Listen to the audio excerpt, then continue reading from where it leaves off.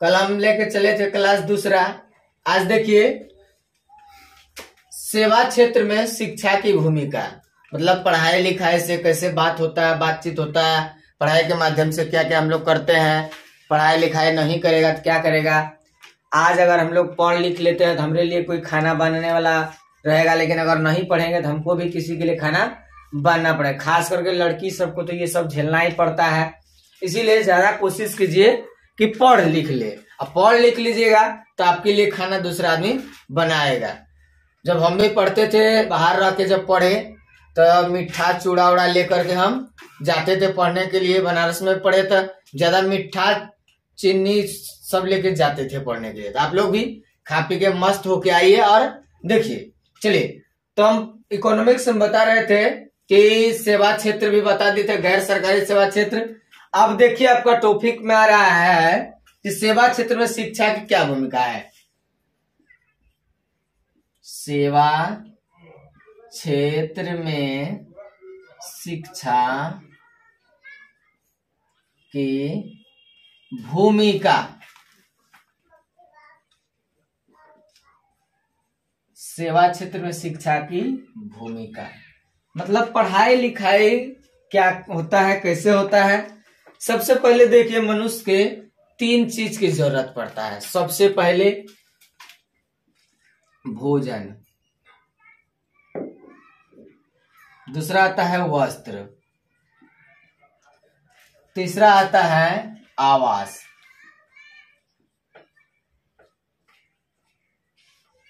पहला भोजन, दूसरा वस्त्र, तीसरा आवास।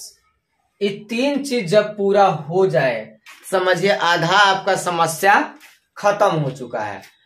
इसके अलावा कोई चौथा समस्या आ जाए तो उसका निदान शिक्षा के द्वारा किया जा सकता है। किसके द्वारा? शिक्षा के द्वारा।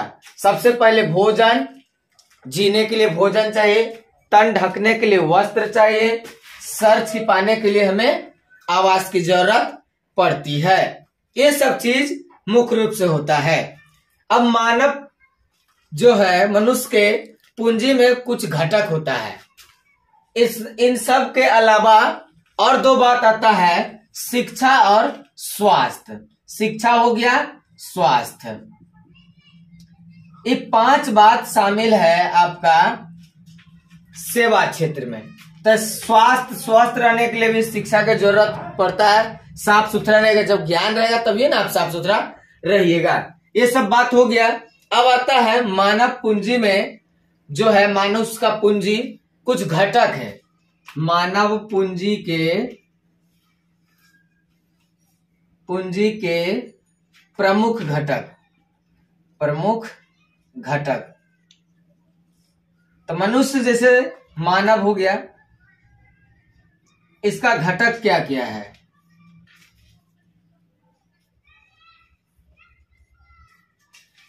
सबसे पहले मनुष्य को चाहिए भोजन। क्या चाहिए? भोजन। उसके बाद आता है वस्त्र, आवास, उसके बाद आता है शिक्षा और 5वां स्वास्थ्य।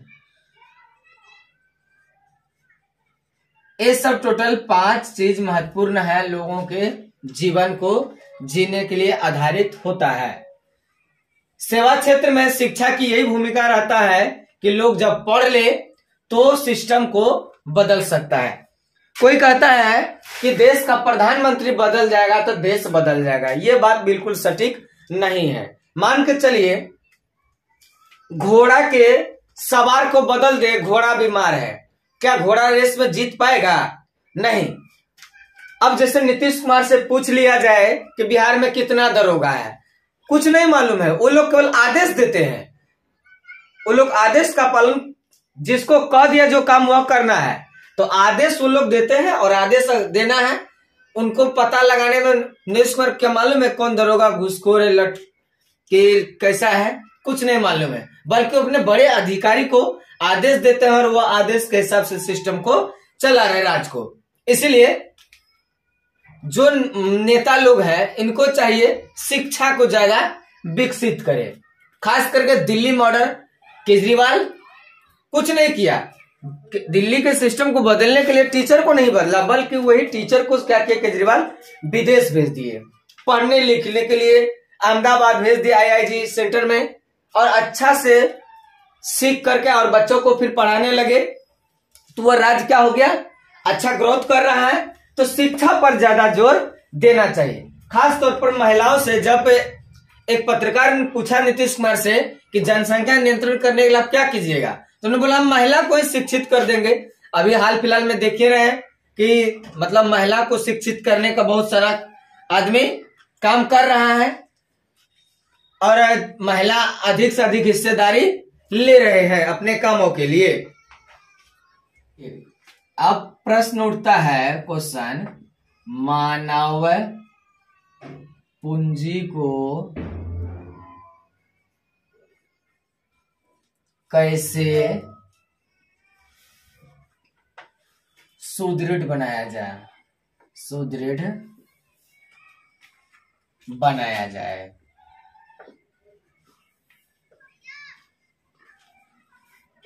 मतलब कि मानव का जो पूंजी है इसको कैसे मजबूती प्रदान होगा। ये मजबूती प्रदान करने के लिए हमको सबसे पहले मानव जो होता है, मनुष्य ही देश का सब कुछ माना जाता है। जैसे मानव पूंजी में एक देश और एक निश्चित समय पर काम करता है। लिखिए, मानव पूंजी में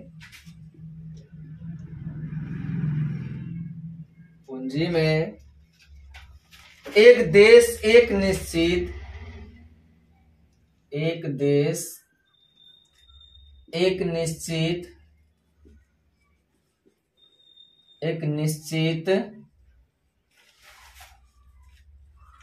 समय सीमा पर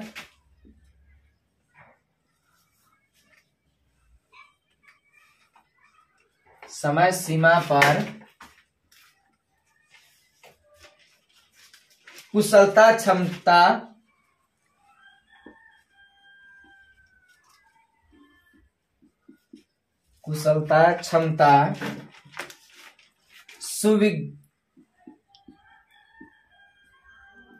सुविज्ञता ज्ञान के माध्यम से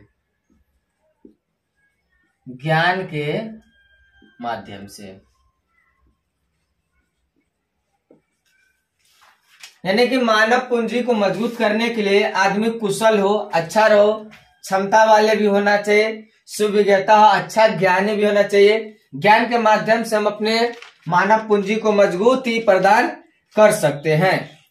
खास तौर पर अनुभवी व्यक्ति का भी होना चाहिए। अनुभवी व्यक्ति हो, जैसे अभियंता,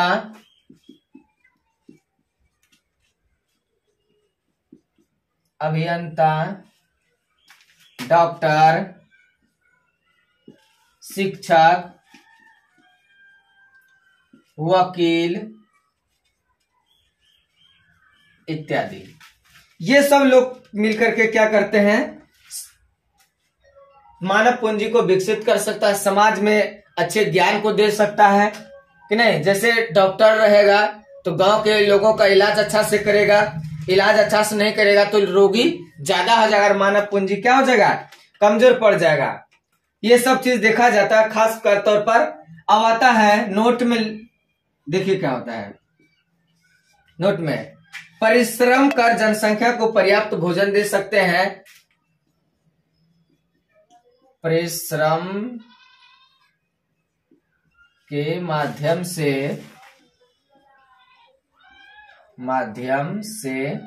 पर्याप्त भोजन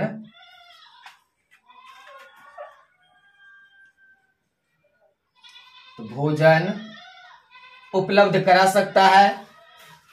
यानी कि अधिक मेहनत करेगा, खेती करेगा तो गरीबी को भी दूर किया जा सकता है। ये सब चीज देखा जाता है। उसके बाद शरीर ढकने के लिए तो भी हमको चाहिए वस्त्र की जरूरत पड़ता है कि नहीं। शरीर को ढकने हेतु वस्त्र, शरीर को ढकने हेतु वस्त्र और परिश्रम के माध्यम से भोजन, वस्त्र, तन ढकने के लिए, सर छिपाने के लिए हेतु आवास चाहिए। क्या चाहिए? आवास चाहिए। ये सब चीज जब लोगों को मिलने लगेगा तो ये सब क्या हो जाएगा? काम हो जाएगा। यानी कि सबसे पहले हमको भोजन चाहिए जीने के लिए, भोजन के बाद कपड़ा भी होना चाहिए शरीर ढकने के लिए। चाहे कपड़ा कितना दाम का, इसका महत्व नहीं है, बल्कि महत्व है वह शरीर ढकने का। अब आवास, आवास भी चाहिए, चाहे वह किसी भी आवास में रहे, छत का आवास रहे या कच्ची मकान रहे। पहले के लोग तो कच्ची मकान में ही जिया करते थे। लोग कभी कभी गरीबी के चलते, जो गरीबी नहीं देखा जीवन में वो कुछ नहीं देखा। दुनिया का सबसे बड़ा शत्रु गरीबी है। कभी मेरे पास 20 रुपया नहीं हुआ करता था, आज ना जाने कितने 20 रुपया हर रोज खर्च हो रहा है। ऐसा समय हमने झेला है। उसके बाद आता है, चौथा बात आता है, यहां तक क्लियर है? यानी ये तीनों समस्या, वस्त्र, भोजन और कपड़ा, आवास मिल जाए, अगर इन तीनों के अलावा कोई चौथा समस्या आ जाए तो हम इसको शिक्षा के माध्यम से क्या कर सकते हैं? निदान कर सकते हैं। अब बात आता है प्रश्न, आधुनिक मंदी से सेवा क्षेत्र में क्या क्या प्रभाव पड़ा? आधुनिक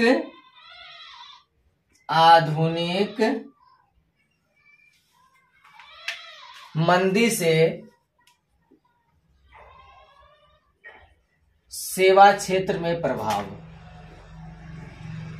सेवा क्षेत्र में प्रभाव। तो बताइए कि आधुनिक मंदी से सेवा क्षेत्र में क्या क्या प्रभाव पड़ा। सबसे पहले जो काम मनुष्य कर रहा था वह काम अब मशीन करने लगा। कौन कर रहा है? मशीन कर रहा है। देखिएगा कि जैसे पहले शादी ब्याह होता था तो लोग, गांव के बहुत सारे औरतें, पुरुष लोग क्या करते थे? भोजन बनाने के लिए रहते थे, आलू छीलने के लिए, पूड़ी बनाने के लिए। अभी क्या होता है? मशीनें आटा सान देता है, आलू छील देता है, एक बार में कुकर में मार दिया, 10 सीटी, न जाने कितना खाना पक के तैयार हो गया। ये सब चीज देखने को मिलता है। पहले टेंट हाउस नहीं था तो गांव के पुरान साड़ी लाते थे और जमा करके लोग करते थे। इसी प्रकार का लोगों का दिनचर्या उस समय चलता था। लेकिन अभी क्या हो गया?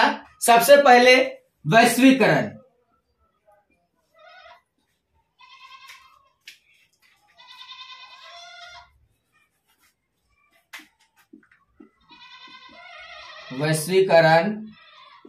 उसके बाद निजीकरण, उसके बाद आता है उदारीकरण। भारत में 1991 में जब इस नीति लगाया गया, उस समय लोगों का दिनचर्या, जीविकोपार्जन का माध्यम अलग हिसाब से था। लेकिन अभी का दिनचर्या और जीविकोपार्जन का जरिया कुछ और ही हो गया।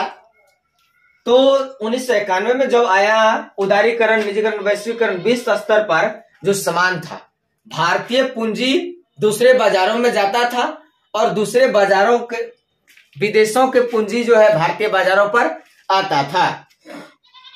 यही चीज आज जो है हमारे भारत के सामान दूसरे देशों में कम जा रहा है, लेकिन हम विदेशी सामान को ज्यादा उपयोग कर रहे हैं, जिसके कारण यहाँ का उत्पादक क्षमता जो है, जो उत्पादन करने वाले परिश्रमी है, उसको लाभ अच्छा नहीं मिल पा रहा है। समय के साथ साथ लोगों का हर कुछ बदल रहा है। समय के साथ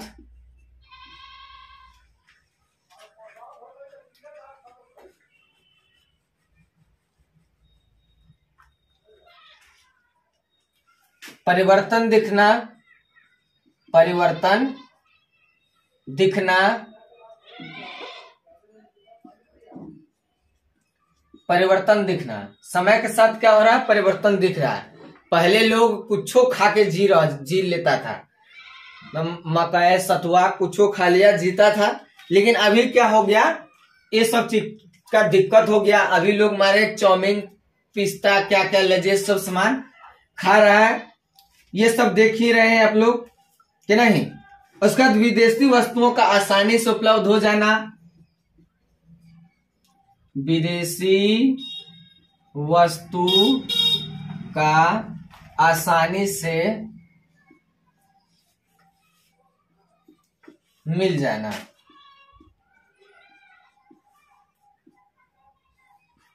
विदेशी वस्तु भी हम लोग को मिला जुला अच्छा खासा मिल जाता है समय से। और जो हमारे कुशल श्रमिक लोग हैं, कुशल व्यक्ति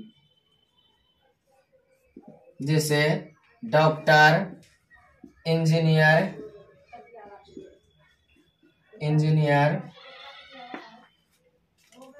शिक्षक, समाज सेवी, ये लोग खास तौर पर विदेशी मुल्कों पर जाने लगे हैं। अब जैसे भारतीय इंजीनियर है, भारत के इंजीनियर, ओकरा वैसा काम नहीं मिल रहा, वो कहाँ चले जाएगा? दूसरा देश चले जाएगा, जो देश विकसित है। यानी कि कहाँ चले जाएगा? ये लोग विदेश में जाकर के क्या करने लगते हैं? विदेश में सेवा देते हैं। कहाँ देते हैं? विदेश में सेवा देते हैं। जैसे विकसित देश ले लीजिए, विकसित देश USA, USSR, चीन, फ्रांस, जापान। इन सब देशों में जाके लोग क्या कर रहे हैं? अपना रोजगार सेवा दे रहे हैं और अधिक से अधिक मुनाफा कमा रहा है। तो ये सब जो है सारा चीज देखने को मिल रहा है हमको कहां पर? आधुनिक मंदी का यही सब कारण बन गया है। ठीक, कुछ प्रश्न है कल करवा देंगे।